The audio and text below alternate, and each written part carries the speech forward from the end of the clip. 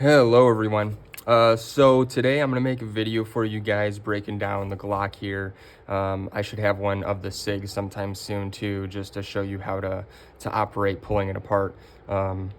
Should be just like a normal Glock and SIG, but just so you guys can see what that kind of looks like, there's a couple little techniques and things that you may be able to use for these weapons here at the Vertra, at the Mac. So I'm going to start by breaking this down. We'll go through, we'll look at the O-rings, things that may need to be replaced, greased up, things like that, how to troubleshoot stuff, so that way you guys are prepared to do this. You guys can review this at a later time, you know, when you guys have forgotten all this information and you kind of need to look back. Vertra has done some of these, but they're really in depth. So I'm trying to do some myself just so you guys can get a quick capture of what the breakdown of each individual weapon looks like, the magazines, things of that sort. You guys can have an understanding and just refer to these videos for that. So here's our Glock today. We're going to make sure that we're pulling that trigger back. I'm going to pull my slide back here as much as I can. I cannot lock it to home because otherwise I'm not going to be able to reach this screw. We want to use our fancy tool here and unscrew this in the back so that we can get our tailpiece out there. And you'll see that in just a second.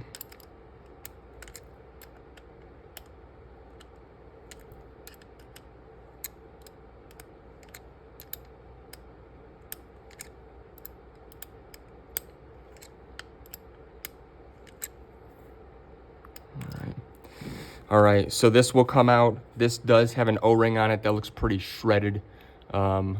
This laser is going to come out of here anyway, so I'm not worried about changing that out. This isn't for operation, it's just to make sure that that doesn't loosen up over time during operation. So yeah, we would definitely want to change that if we weren't going to be keeping this laser, but for today it doesn't matter. Set that aside. We have our tailpiece that is now loosened up right here, so we can pull that off. There is some difficulty sometimes in getting this out and putting this back in, but you do need to pull this out in order to get this slide off. All right, when we send this home, we don't want to send it home by itself. We want to do so slowly because it can do damage to our little piece in here and then to our barrel, the laser inside there itself. So we again want to clear that. We want to bring this back just like we would a regular Glock.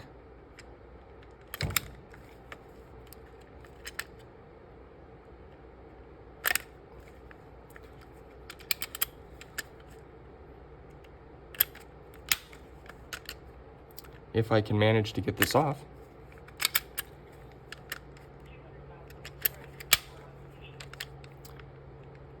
It's sad because this is what I carry to. There we go. Do you even Glock, bro? All right, so we're gonna remove the spring. We're gonna set that stuff off to the side. We don't need the slide, so we're also gonna set that off to the side. So now we have it broken down to our barrel here, okay? This piece is gonna come out. Then there is a little piece right here. I guess you could call it like a little nipple or something. That is what then strikes our little metal ball down there, which fires off the laser. That's how our system reads that. So this would be inserted into that, and then that's fired, and that hits our laser there. So this right here, these O-rings need to be greased up pretty good. That should be oiled with our, and I've said this before, but our Lucas Extreme Duty Gun Oil. If you use a hops or something like that, it could eventually wear these O-rings out a lot faster than, you know, just normal wear and tear and breakdown from dirt and being used over time. It can deteriorate those awful fast, and then your gun really won't run. So we want to pull our piece out here, and this also has an O-ring in it. So we have one here and one here. If we were going to change these out, we would pull these off, and the best way to do that is to pinch on one side and to push so that we have a nice opening right there. It's the same thing for this one. If you guys are going to replace that one, you might as well replace this one, this little black one, and it's the same thing. You're going to push, and it's going to come out just slightly there. All right. If we need to, we can also replace this. The best way to replace that for the air is to grab a hold with needle nose pliers and just yank it out. Seems pretty greased up here. I'm not gonna want this anyway, so it doesn't matter how hard I squeeze it, but it does not want to come out. There we go. So that looks like a decent piece right there. Sometimes it'll create like a ring, a wide ring around it in the middle of where this sits and where our tail piece then goes right here. So that will happen. It doesn't look like it is on this one. I'm gonna return this one anyway, this laser like I was saying. So I'm just gonna toss this regardless, but we would wanna seat that back in there to put it back, so that way our tail piece will fit on there. So either way, this is gonna be thrown out by somebody, so we'll just try to take this off here.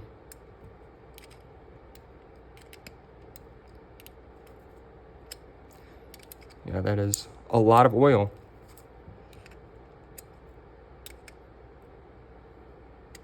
All right, so we'll put that aside. We are broken down as far as we want to go, okay? If we want to do some cleaning here, we can get one of our swabs. We can maybe get a little patch, and we'll kind of wipe things off so that things don't have a bunch of dirt on them. It's not like operating a regular firearm. You're not going to get all kinds of, powder and crap all over it. But stuff does build up, dust and things like that turn into a little bit of dirt, and over time that oil will run dry. So we want to make sure that things are clear in here. We want to clean off all of our other parts, so we'll wipe these things down, make sure these are all good. If I were to change these out, then like I said, I would pinch these, I'd remove them, and then I'd put new ones on. It is a little difficult getting these O-rings back on here, but just like you would take them off, you would try to slide them back on. If they rotate or they roll or something, that's not that big of a deal. So if you got to kind of shove it on one of these pieces, that's perfectly fine. We're not going to do that today just because it takes a little while. So we're just going to put our stuff back together here so we can return it back to the slide and get our Glock rolling. So we're going to take our piece here from our skinny end, the pin, and we're going to insert it where the O-ring is. So that way we have almost a flush piece here. This sticking out or whatever, it doesn't make a difference, but that should look like that instead of the pin on the flip side.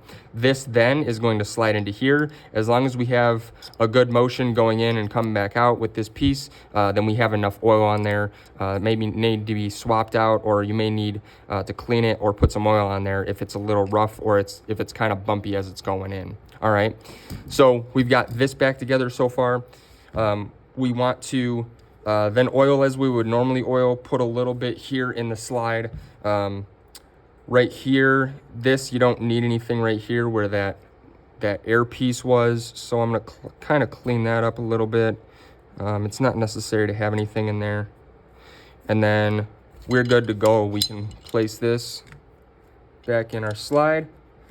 We'll return our spring. This is a little bit looser than a regular Glock will be.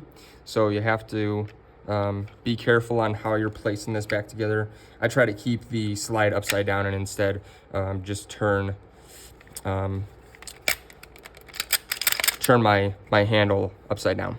So that's put that together. Remember, we don't want to let it slide back to home forcefully, but we can let it slide back if we need to.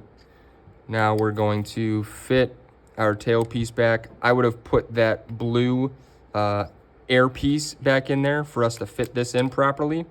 That'll help it seat. So we're going to return that. That'll sit right on top. We're going to take this with our replaced ring and we're going to put that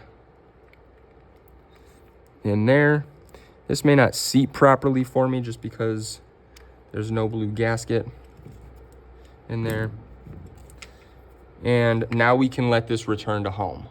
So I let it do that so that way it compresses this, it brings everything together. And then we hope that it stays, it doesn't always. So now we can tighten that back down.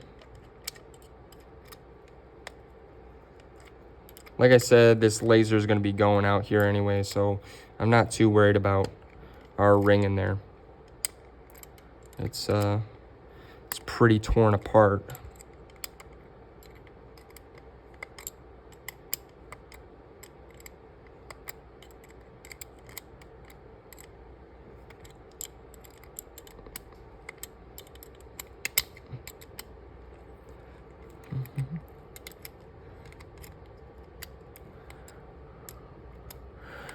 All right, guys, and then remember on our table here, we do have, you know, blueprints essentially of all of this stuff. So you can get a breakdown, parts names, things like that, of everything here in the Glock. Have a reference guide for that. Want to put this down snug, but not tight. And so now we have returned our Glock, except for our air tube, back to normal. If you need to refer to those things, again, they are right here on the table, in that area. So you can break that down, put everything back together, know where all the parts go and what the orientation is. A little trick for you guys, if you don't know this or if it's been a while, if you need to change the batteries out, you can do so simply by sliding this back.